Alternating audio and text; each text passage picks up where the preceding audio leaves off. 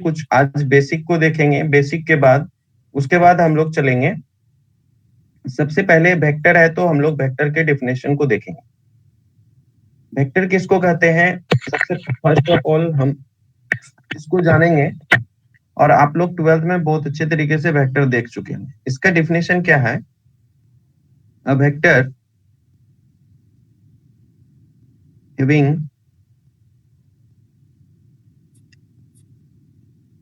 magnitude as well as direction. यहाँ पर आपके वेक्टर के डेफिनेशन क्या बोले सर? अगर यहाँ तक अगर कोई डेफिनेशन को क्लियर है तो नहीं, इसमें आपको एक चीज जोड़ने हैं, also triangle low is called vector. हम लोग इसको बोलेंगे वेक्टर।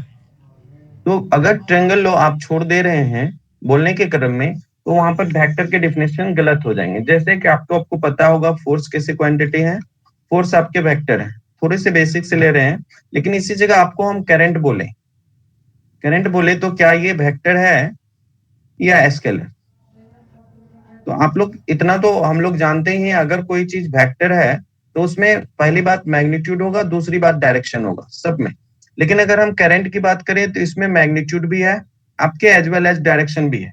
परंतु क्या ये वेक्टर होंगे? नो सर, आपके करंट वेक्टर क्वांटिटी नहीं होते हैं। बिकॉज क्योंकि अगर ये डिफिनेशन, अगर पूरे वेक्टर के डिफिनेशन को अगर देखें तो वो ट्रायंगल लॉ को फॉलो करना चाहिए। और ट्रायंगल लॉ क्या होता है आप लोग 12th में बहुत अच्छे तरीके से देखें। तो इसका मतलब यहाँ से अगर किसी चीज में मैग्नीट्यूड एंड डायरेक्शन होने से वो वेक्टर नहीं हो सकता है। आपके एग्जांपल यहाँ हम देख चुके हैं, करंट में मैग्नीट्यूड भी है और डायरेक्शन भी है। जैसे कि आपके घर में 5 यूनिट का बिजली आता होगा, वो एक डायरेक्शन है, उसका पॉजिटिव नेगेटिव जाते हैं, वो हमेशा डायरेक्शन में चल रहा है, लेकिन वो ट्रायंगल लॉ को नहीं फॉलो कर पा रहे हैं, इसलिए वो क्या होते हैं? वेक्टर नहीं होते। दूसरी डिफिनेशन आपके आते हैं स्केलर, जो कि छोटे छोटे डिफिनेशन हम क्लियर कर रहे हैं। स्केलर इसमें आप बोल सकते हैं quantity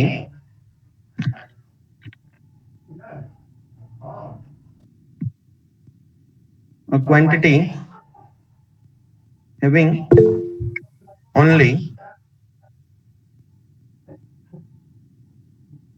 magnitude but no direction। No direction का मतलब कोई भी डायरेक्शन जा सकता है, इज कॉल्ड स्केलर। ठीक है, स्केलर में जैसे कि फॉर एग्जांपल आप इतना अच्छे से तरीके से पढ़ रखे हैं 12th में, बेसिक बातें हैं जैसे 5 यूनिट, ठीक है, या 5 केजी, इसमें कोई डायरेक्शन नहीं। 5 केजी आप कहां पर लटकाइएगा, किधर, उसका कोई डायरेक्शन नहीं है, इसलिए ये आपका क्या है? स्केलर है। दूसरी छोटी सी डिफिनेशन है आपके modulus of a vector. Modulus of a vector, ठीक है। इसका डिफिनेशन है sir, magnitude of vector is called modulus of vector.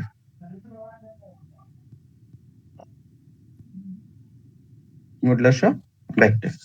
अगर क्या बोला? मैग्नीट्यूड। मैग्नीट्यूड लेने के लिए तो आपको पता, अगर कोई वेक्टर ए है, ये ए आई है, ए बी जे है, और आपके सी के है।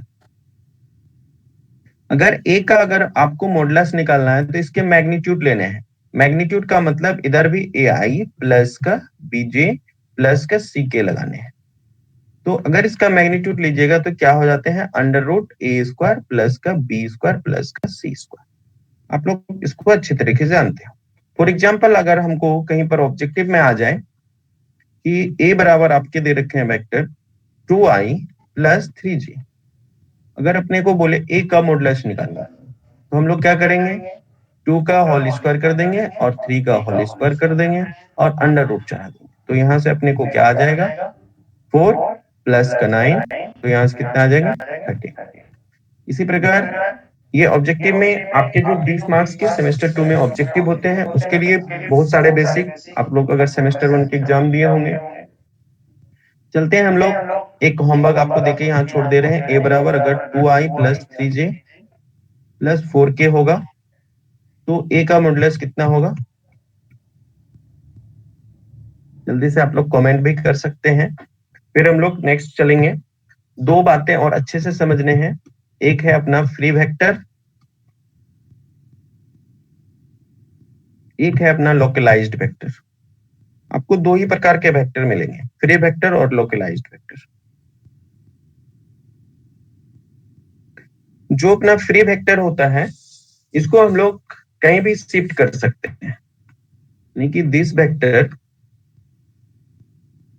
कर सकते हो, दिस वेक्टर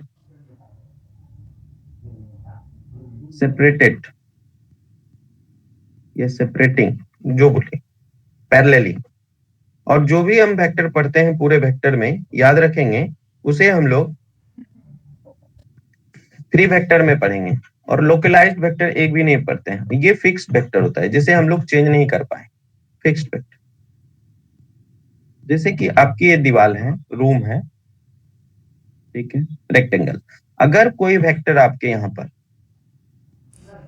अगर सपोज कि वेक्टर अपना है और ये वेक्टर ए है, अगर आपको इससे, अगर इस पे आप इस वेक्टर को शिफ्ट कर पा रहे हैं तो this vector is called free vector.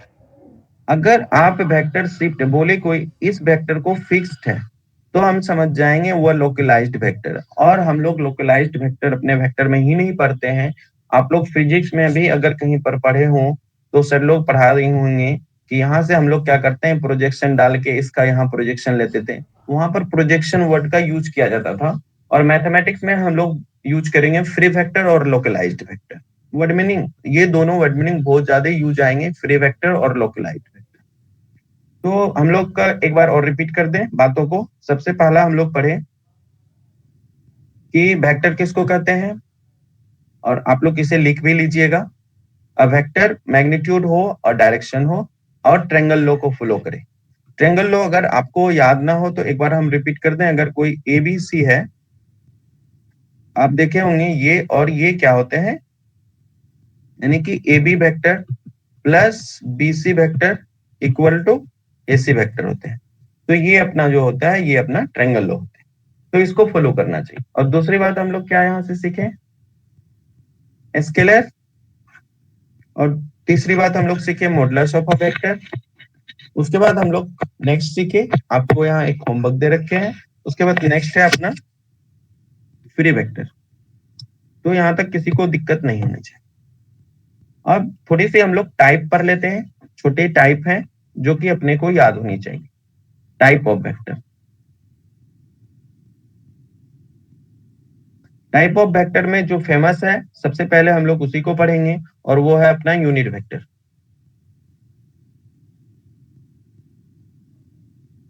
ठीक है, यूनिट वेक्टर क्या होते हैं? कोई भी वेक्टर हो, एनी वेक्टर। डेफिनेशन ऐसा लिखिए, कोई रटारिफिकेशन अपने को लिख के नहीं आना एग्जाम में। A vector A is divided by its magnitude. उसी के मैग्नीट्यूड निकालने अभी आपको हम बता चुके हैं। Is called unit vector. It is denoted by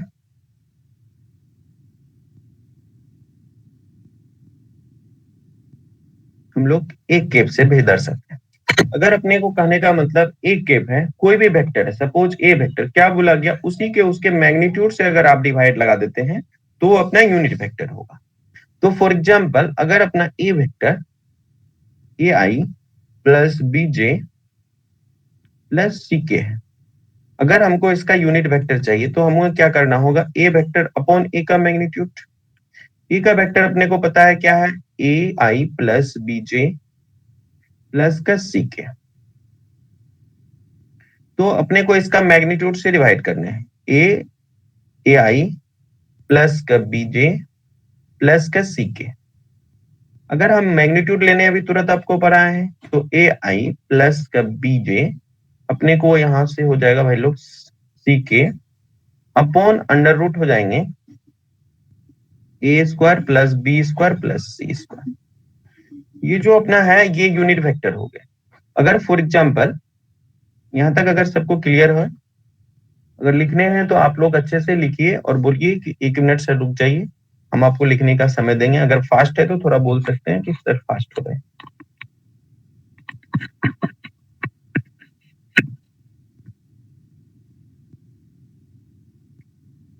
ठीक है, यहाँ तक फास्ट नहीं है ना हो रहे हैं, क्लियर है सबको? सर 1 मिनट लिख लेते हैं। हाँ सर, आज हम लोग बेसिक करेंगे, कल से अपने सिलेबस पे आ जाएंगे। और 2 वेक्टर तो अपने को याद रखना है। अगर हम फ्री वेक्टर बोले तो आपको याद रखने हैं वो शिफ्टिंग वेक्टर है, और एक लोकलाइज्ड वेक्टर होते हैं। लोकलाइज्ड वेक्टर से एक बार आईटीजेम में भी क्वेश्चन पूछे हुए हैं, तो कृपया करके ये याद रखें, वहां पर डायरेक्ट पूछे जाते हैं। फ्री वेक्टर यूज कर रहे हैं हम लोग, जो भी यूज करेंगे वो फ्री वेक्टर यूज करेंगे।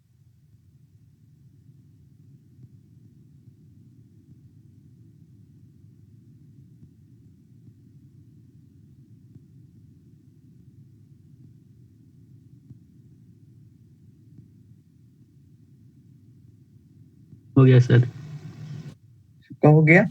चलिए हम लोग इसके एक एग्जाम्पल करते हैं। अगर अपना a equal to 2i+3j plus 4k है, अगर a यूनिट वेक्टर अपने को निकालना है, और ये फिक्स है कि अगर आप सेमेस्टर 2 के साथ रहो तो ये ऑब्जेक्टिव, इस टाइप के ऑब्जेक्टिव इस बार निश्चित आएंगे, इससे गारंटी है। तो इसका हम लोग क्या करेंगे, this vector by magnitude of this, तो यहां से क्या कर लेंगे 2i+3j प्लस का 4k, और अपने को इसका मैग्नीट्यूड निकालना है नीचे। और स्टेप बाय स्टेप, ऑब्जेक्टिव है तो डायरेक्ट कर सकते हैं, लेकिन अगर सवाल आए तो थोड़ा सा अब स्टेप बाय स्टेप करें। उसके बाद अपन लोगों को क्या कर लेना है, यहाँ से 2i+3j 4k। Modulus of vector का मतलब हम आपको समझा रखे हैं, तो अपने को यहाँ से हो जाएगा 2 स्क्वायर 3 स्क्वायर प्लस 4 का स्क्वायर। तो अपने को अगले स्टेप में A unit vector equal to 2i plus का 3j प्लस का 4k अपॉन कितने हो जाएंगे 4 प्लस का 9 प्लस का 16, कितने हो गए 9 6 16 9 रूट 25 29। 29। 2i प्लस का 3j प्लस का 4k अपॉन हो गए सर √29। अगर आपको अच्छे से और लिखने ए कैप को, यानी कि ए यूनिट वेक्टर को, तो लिख सकते हैं 2/i प्लस 3/√29 अपॉन का j प्लस का 4 अपॉन √29 अपॉन का k। तो ये हो गए आपके फाइनल आंसर। यहाँ तक किसी को कोई दिक्कत नहीं होगी। हम लोग और 2 वेक्टर, थोड़े छोटे छोटे वेक्टर देखेंगे जो कि बहुत जरूरी है। यहाँ तक क्लियर है? अगर आप लोग लिख लिए होंगे तो हम लोग नेक्स्ट डेफिनेशन इसी जगह कर देते हैं, जिसका नाम है आपका लाइक वेक्टर। ये सब आप लोग 12th में अच्छे से करके रखे हो। लाइक वेक्टर, लाइक वेक्टर क्या होता है, पहले डेफिनेशन लिखते हैं आपको। Parallel vector having same direction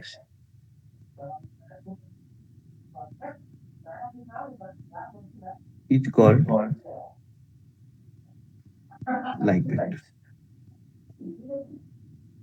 कोई भी पैरेलल वेक्टर, अच्छा आपको पैरेलल लाइन की बातें पता होगी कि पैरेलल लाइन जो भी होते हैं अपना, अगर हम उसको थोड़ा सा डिफाइन कर दें कि पैरेलल लाइन क्या होते हैं, वैसे लाइन जो एक दूसरे को इंटरसेक्ट ना करें, और बीच की दूरी ऑलवेज, अगर कहीं पर हम लोग देखने जाएं तो इसकी दूरी डिस्टेंस अपने को समान मिलते हैं।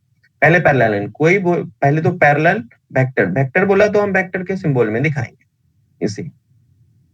अगर कोई भी, सपोज ये ए है, सपोज ये बी है, सपोज ये सी है, 3 वेक्टर आपके पैरेलल है। अगर ये पैरेलल वेक्टर, अगर क्या बोला सेम डायरेक्शन, देखिए हम इसके डायरेक्शन सेम रखे हैं, तो इसलिए ए बी सी अगर पूछे यहाँ पर ए एंड बी एंड सी कैसे वेक्टर है, ये आपके पैरेलल वेक्टर है, सॉरी लाइक वेक्टर है। अपने को ये लाइक वेक्टर। तो यहां तक अच्छे से लिख लीजिए। अगर इसी जगह हम आपको एक और एग्जांपल यहां से कराएं कि देखिए ये वेक्टर ये है और उसका अपोजिट डायरेक्शन ले लिए, ए है, ये अपने को बी है। अगर पूछे ए और बी कैसा वेक्टर है, तो अगर आपके अपोजिट डायरेक्शन होते हैं, सेम डायरेक्शन में अगर नहीं होंगे, तो उसे हम लोग अनलाइक वेक्टर बोलेंगे। तो ए एंड बी यहाँ पर कैसा वेक्टर होगा? अनलाइक वेक्टर होगा। इसकी डिफिनेशन हम लोग नेक्स्ट पेज पे करते हैं। तो यहां तक पहले अच्छे से लिख लीजिए, 1 मिनट का समय दे रहे हैं।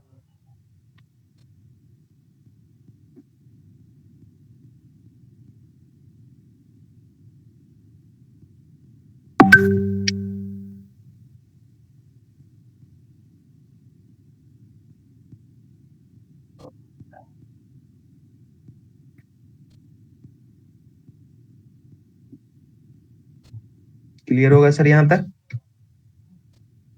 Yes sir. चलिए हम लोग नेक्स्ट पेज पे चलते हैं। और नेक्स्ट पेज पे हम लोग एक नया डेफिनेशन सीखने वाले हैं, जो कि आपको बता दिए हैं, वो है अनलाइक वेक्टर।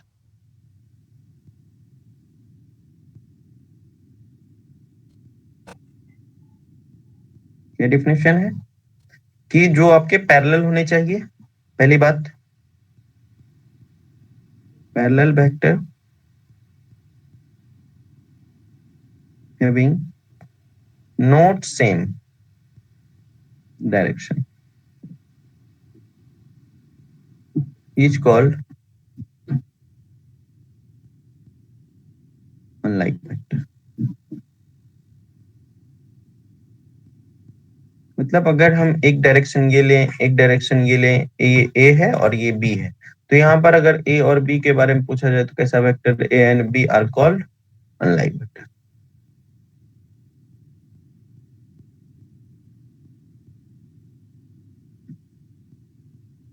ठीक है, यहाँ तक क्लियर हो गया। आपको हम एक क्वेश्चन यहाँ पर कराने जा रहे हैं। जैसे कि अपना ये रेक्टेंगल है, जो कि आप 12th में किए होंगे अच्छे से। हम इस डायरेक्शन में इस वाले साइड को ए बोल रहे हैं। इस वाले साइड का डायरेक्शन आप देख लीजिएगा, ये अपना सी है। यहाँ से ये डायरेक्शन अपना बी है और ये डायरेक्शन अपना ले लेते हैं ए, ही ले लेते हैं।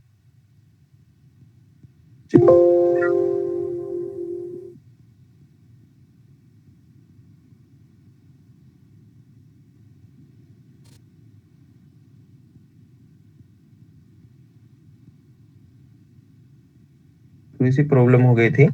चलते हैं हम लोग फिर से। क्वेश्चन क्या था अपना? आप लोगों को स्क्रीन देख रही है ना?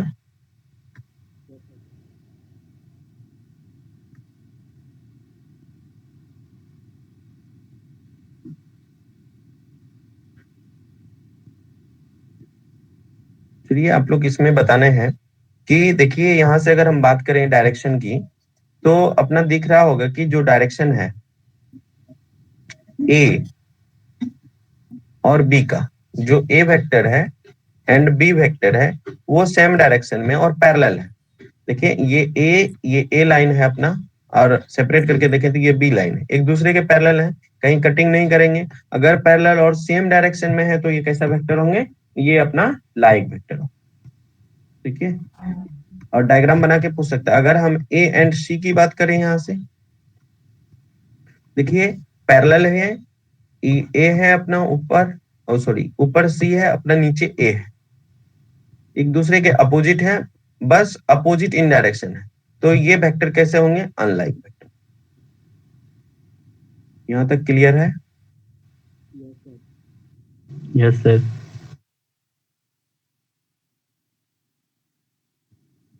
उसके बाद एक छोटा सा डिफिनेशन आता है आपका जीरो वेक्टर।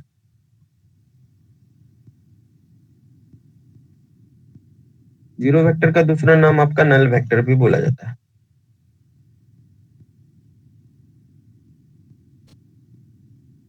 बोला जाता है अ वेक्टर है जीरो मैग्नीट्यूड। जीरो मैग्नीट्यूड, और मैग्नीट्यूड निकालने आपको हम बता चुके हैं। इज कॉल्ड जीरो वेक्टर और इसे हम लोग ऑब्लिक करके बोल सकते हैं नल वेक्टर। कहीं कहीं पर एक और नाम सुनने को मिलेगा आपको, वाइड वेक्टर। ठीक है, और जीरो वेक्टर को हम लोग रिप्रेजेंट इससे करते हैं, it is denoted by zero. Zero के ऊपर एरो दे देंगे, इसे हम लोग जीरो वेक्टर से रिप्रेजेंट करते हैं। यहां तक सबको क्लियर होंगे? Yes sir. उसके बाद हम लोग चलते हैं, नेक्स्ट टॉपिक है equal vector. Type of vector में ही चल रहा है इक्वल वेक्टर। दो वेक्टर कहने का मतलब है दो वेक्टर इक्वल कब होते हैं, तो इसको डेफिनेशन से पहले समझते हैं। Two vector having same magnitude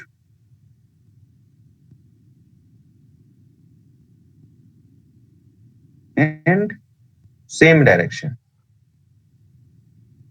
अगर मैग्नीट्यूड भी सेम हो और डायरेक्शन भी सेम हो, वैसे ही दो वेक्टर आपके क्या होंगे, इच कॉल्ड इक्वल वेक्टर।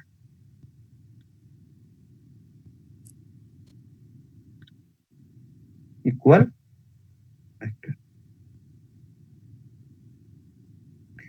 यानी कि कहने का मतलब ए इक्वल टू अगर बी वेक्टर है, तो इसका जो मैग्नीट्यूड एंड डायरेक्शन है और बी का जो मैग्नीट्यूड एंड डायरेक्शन है, दोनों आपकी क्या मिलेंगे, डायरेक्शन, और ये दोनों आपको सेम मिलेंगे।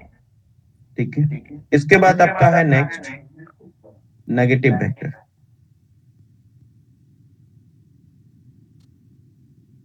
नेगेटिव वेक्टर क्या है अपना, अगर कोई भी ए वेक्टर है, सपोज ए आई, पहले समझ लेते हैं, ए I plus B J plus C के, इसमें अगर माइनस ए से, अगर माइनस से हम लोग मल्टीप्लाई कर देंगे पूरे में, तो वो अपना बन जाएगा नेगेटिव वेक्टर। अगर अपने को किसी भी वेक्टर का नेगेटिव वेक्टर लाना है, तो हम लोग उसमें क्या कर लेंगे, माइनस से मल्टीप्लाई कर लेंगे। यही आपके क्या कहलाएंगे, नेगेटिव वेक्टर। यानी कि डिफिनेशन के अनुसार भी हम लोग डिफिनेशन को भी लिख के बोल सकते हैं, the vector of negative is defined and denoted as, इसको लिख ही देते हैं, सीधा लिख दीजिए, negative vector define and denoted as minus से। सिंपल सा देखो, अगर हम किसी भी वेक्टर को माइनस से मल्टीप्लाई कर दें, तो वो अपना क्या हो जाएगा, नेगेटिव वेक्टर बन जाएंगे। यहां तक आप लोग अच्छे से डिफिनेशन को लिख लीजिए।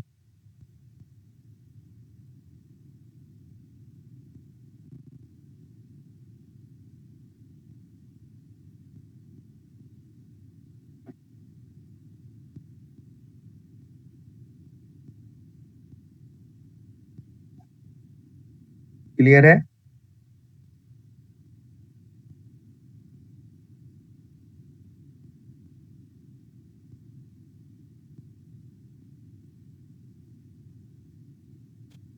नेक्स्ट पेज पे बढ़ सकते हैं हम लोग। Yes sir. चलिए, और सबसे इंपॉर्टेंट नेक्स्ट टॉपिक है आपका कोप्लेनर। और कोप्लेनर से ही आपके स्केलर ट्रिपल प्रोडक्ट जो स्टार्ट होंगे, कोप्लेनर और नन कोप्लेनर, एक ऐसे वर्ड आएंगे जिससे आपको बहुत सारे सवाल होंगे और 100% एग्जाम में आते हैं, कोप्लेनर और नन कोप्लेनर। यहाँ पर छोटे से डिफिनेशन को समझते हैं, कोप्लेनर वेक्टर होते क्या है। कोप्लेनर वेक्टर कहता है vector, a vector having same plane, same plane is called coplanar vector. Otherwise non coplanar vector.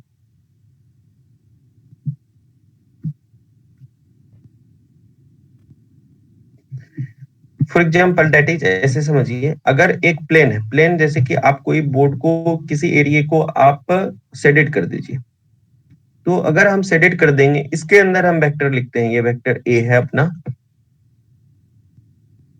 यहां से ये अपना वेक्टर बी है,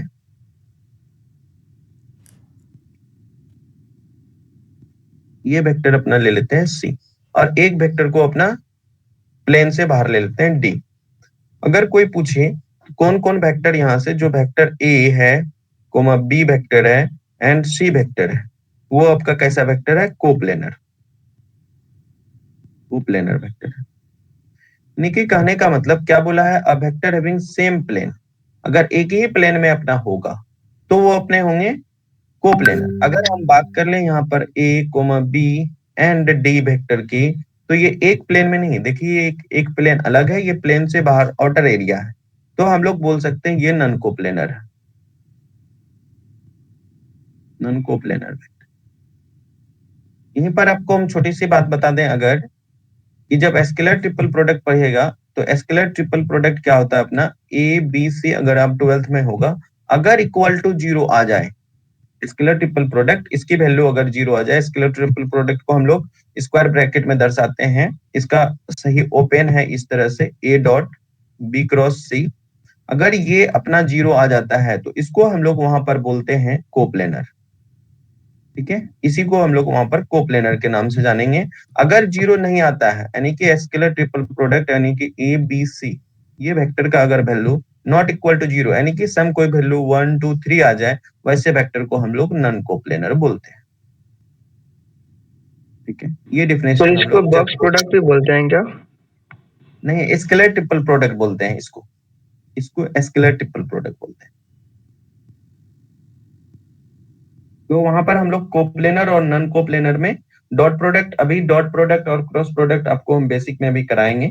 आज हम बेसिक आपको पढ़ा दे रहे हैं टोटल, कल से हम लोग अपने सिलेबस में आ जाएंगे।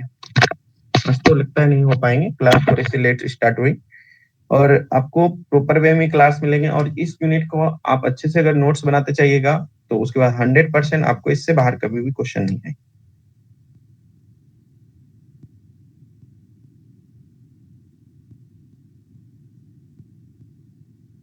यहाँ तक क्लियर है सबका? Yes sir. यस चलते हैं कोप्लेनर वेक्टर में। एक चीज और आपको यहीं पर हम बता दें, अगर कोई भी दो वेक्टर या तीन वेक्टर अगर कहीं पर भी दिया रहे, A vector is coplanar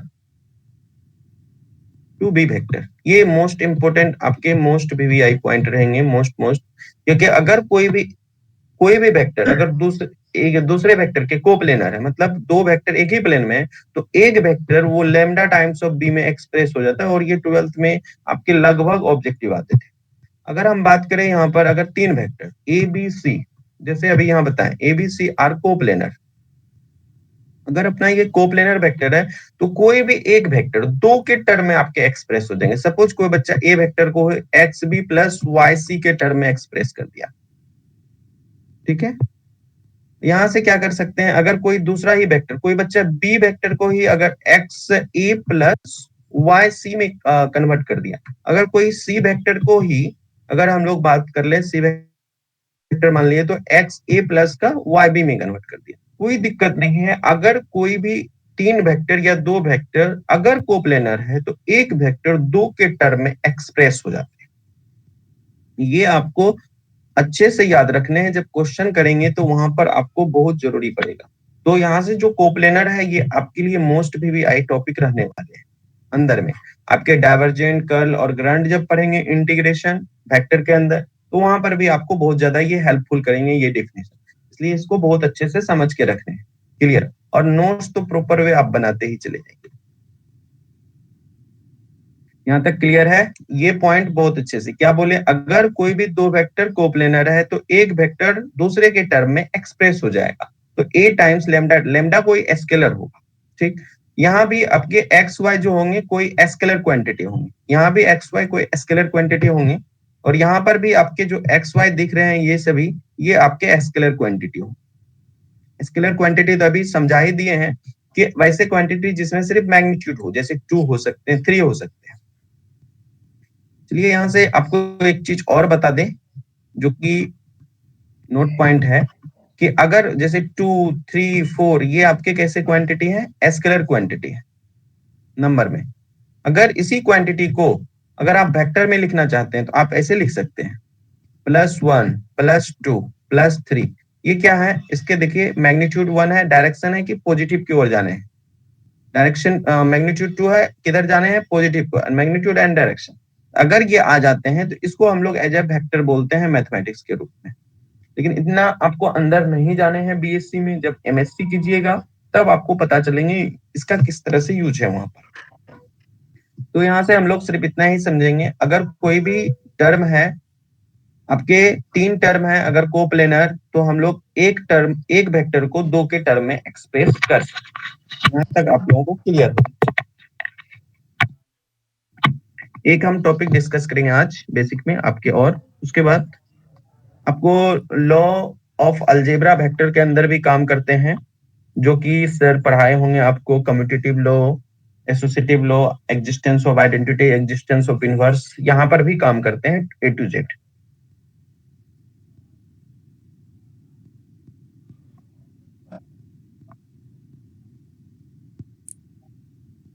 sir slide थोड़ा ऊपर कीजिए।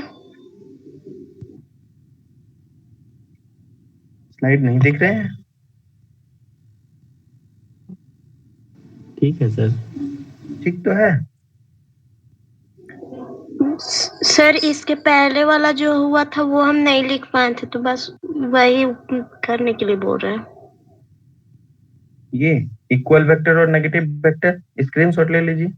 सबसे फर्स्ट का, सबसे फर्स्ट जो वो स्लाइड, तो वो स्लाइड जो है ना, मिस से हम सेव नहीं कर पाए, वो डिलीट हो गए, तो भेजवा, कल हम करवा देंगे फटाफट। वो स्लाइड लिखा हुआ रहेगा तो हम कर देंगे फटाफट। वो बेसिक ही थे, उसमें कहीं कोई दिक्कत नहीं होंगी। चलते हैं हम लोग आज छोटा सा एक और टॉपिक कर लेते हैं, जिसका नाम है आपका बेसिक में स्केलर प्रोडक्ट।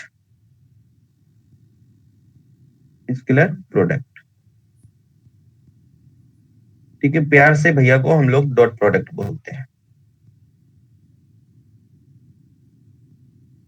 ठीक है, डॉट प्रोडक्ट बोलने से ही लग रहा होगा कि इसको एज हम डॉट से दर्शाने वाले हैं। ऐसे इसका जो कॉन्सेप्ट आया था, अगर आपको थोड़ी सी हम याद दिलाएं तो याद रहेगा। तो थोड़े से फिजिक्स में लेके चलते हैं, उसके बाद मैथ पे आते हैं। ये जो तीर का निशान है अपना, ये जो बिंदु है, इसको डॉट माना गया था। और जो यहाँ पर आप तीर देखते होंगे, यहाँ पर 3 पत्ती होता है इसमें, इस तरह से,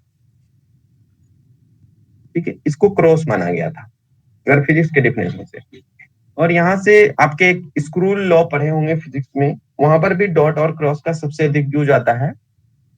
कि आपके देखे होंगे ट्रक का चक्का का जो नट होता है वो अपोजिट खुलता है, या पानी का टंकी जो होता है उसका नट आपके अपोजिट खुलते हैं। तो ये 2 नट अपोजिट खुलते हैं। क्रॉस प्रोडक्ट और डॉट प्रोडक्ट का सबसे अधिक यूज फिजिक्स में वहां पर होते हैं। लेकिन हम लोग उधर ना जाके हम लोग मैथ की दुनिया में आएंगे, जहां पर डॉट प्रोडक्ट है। तो अगर अपने को 2 वेक्टर के बीच डॉट प्रोडक्ट डिफाइन करने हैं, तो अपने को करने हैं ए का मैग्नीट्यूड, बी का मैग्नीट्यूड और कॉस थीटा। थीटा क्या होता है? थीटा जो होते हैं इज एंगल बिटवीन, ठीक है, angle between A and B. जैसे कि आपकी ये एक वेक्टर है ए, ये एक वेक्टर है बी, और इसके बीच का जो एंगल है ये अपना है थीटा। तो हम लोग यहां से अगर अपने को, ये तो ए डॉट बी डिफाइन किए, कोई बच्चा बोलेगा नहीं सर हम बी डॉट ए डिफाइन करेंगे, कोई बात नहीं भाई, कर सकते हो। तो हम लोग लिखेंगे बी का मैग्नीट्यूड अपॉन ए का मैग्नीट्यूड कॉस थीटा। अब देखिए हम लोग जो तभी एंगल लिए हैं, ये इधर से लिए हैं एंगल कॉस थीटा।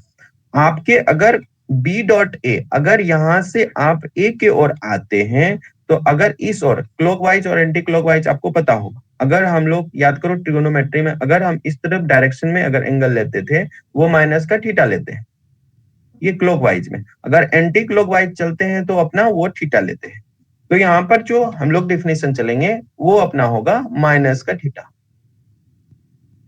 तो ये माइनस का थीटा आपको पता होगा ट्रिगोनोमेट्री से, कॉस ऑफ माइनस थीटा क्या होता है, वो कॉस थीटा ही होते हैं। तो अपना बी डॉट ए भी अगर कोई बच्चा लिखेगा, तो यहां से बी का मैग्नीट्यूड और ए का मैग्नीट्यूड कॉस थीटा हो। तो आगे चल के जब हम इसकी प्रॉपर्टीज डिस्कस करेंगे, एज अ रिमार्क में आप लोग यहीं से हम आपको बता दें, आगे प्रॉपर्टीज में बताने वाले हैं आपको कि ए डॉट बी जो होता है वो बी डॉट ए के ही बराबर होता है। ठीक है, और इसका प्रूफ यही है कि आप ए डॉट बी लिखो या बी डॉट ए, आप देख सकते हैं, और हम सबके आपके यूज बता रहे हैं। आप क्लॉकवाइज जब भी हम लोग किसी भी चीज का एंगल लेते हैं, वो हम लोग एंटी क्लॉकवाइज में पॉजिटिव लेते हैं। ठीक है, और अगर क्लॉकवाइज की बात करें उसमें हम लोग नेगेटिव यूज करते हैं। ये हमेशा आप लोग पढ़ते हैं, इसका मतलब आगे चल के पढ़ेंगे ए डॉट बी और बी डॉट ए जो होते हैं वो बराबर ही होते हैं, ये इसके प्रॉपर्टीज में ऐड हो जाए। अच्छा सर, ये जो हम कर रहे थे, देख रहे होंगे, ये अपना अगर क्वाड्रेंट की खेल में देखें तो ये अपना फर्स्ट क्वाड्रेंट। क्या हम लोग सर सेकेंड क्वाड्रेंट में भी जाके क्रॉस डॉट प्रोडक्ट निकाल सकते हैं? थर्ड में, फोर्थ में, सर सब जगह जाके निकाल सकते हैं, बशर्ते आपको ट्रिगोनोमेट्री की ज्ञान होनी चाहिए कि हम cos थीटा किस में पॉजिटिव होगा, किस में नेगेटिव होते हैं। बस इतनी सी बातें अगर अपने को पता है तो हम लोग किसी भी क्वाड्रेंट में जाके ए डॉट बी डिफाइन कर सकते हैं। थोड़ा हम आपको अंदर तक बता रहे हैं बातों को, क्योंकि ए डॉट बी तो सीधा सीधा आप 12th में पढ़ लिए हैं, ये फार्मूला होते हैं। लेकिन आप एज ए क्वाड्रेंट, किसी भी क्वाड्रेंट में जाके हम लोग ए डॉट बी का वैल्यू निकाल सकते हैं, क्योंकि हम लोग जो वेक्टर डिफाइन कर रहे हैं, हो सकता है इसके बीच के एंगल 90 डिग्री हो जाए, हो सकता है ये वेक्टर यहाँ शिफ्टेड हो जाए। हम पहले ही बोल चुके हैं कि जो भी वेक्टर पढ़ेंगे वो फ्री वेक्टर पढ़ेंगे, हम जहां भी मन करेगा वहां हम लोग वेक्टर को शिफ्ट कर सकते हैं। तो किसी भी क्वाड्रेंट में हम लोग इसकी वैल्यू को निकाल सकते हैं। ठीक है, तो यहां से हम लोग ए डॉट बी पे कुछ क्वेश्चन करके आपको बताएं कि ए डॉट बी के वैल्यू क्या क्या आ सकते हैं, तब इसके हम राज खोलते हैं। जैसे ए डॉट बी डिफाइन करने हैं अपने को, पहला क्वेश्चन है अपना ए बराबर,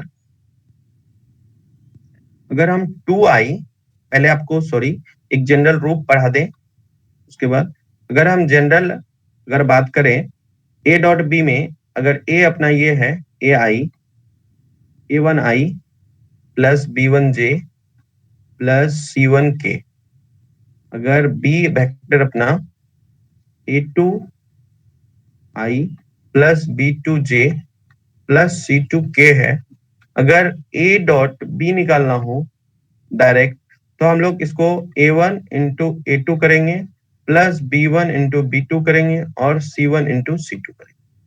ये कैसे होता है इसकी भी कहानी आपको बताते हैं। इसके लिए हम लोग एक छोटे से यहां से टेबल बना लेंगे।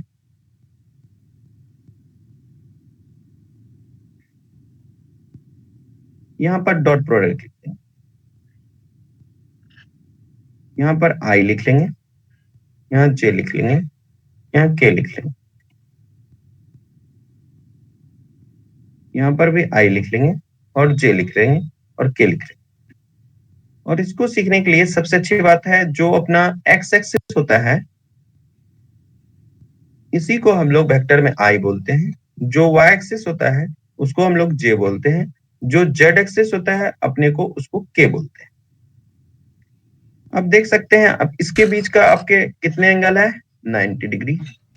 तो यहीं से हम लोग डिफाइन भी कर लेंगे, अगर i डॉट i निकालने हैं अपने को, तो i डॉट i का मतलब है इसी लाइन पे, और इसका मतलब बाय डेफिनेशन अगर हम देखें अभी, जो यहाँ पर a डॉट बी किस तरह से खुलते हैं, magnitude of a magnitude of b और cos थीटा, जो दोनों वेक्टर के बीच के एंगल है।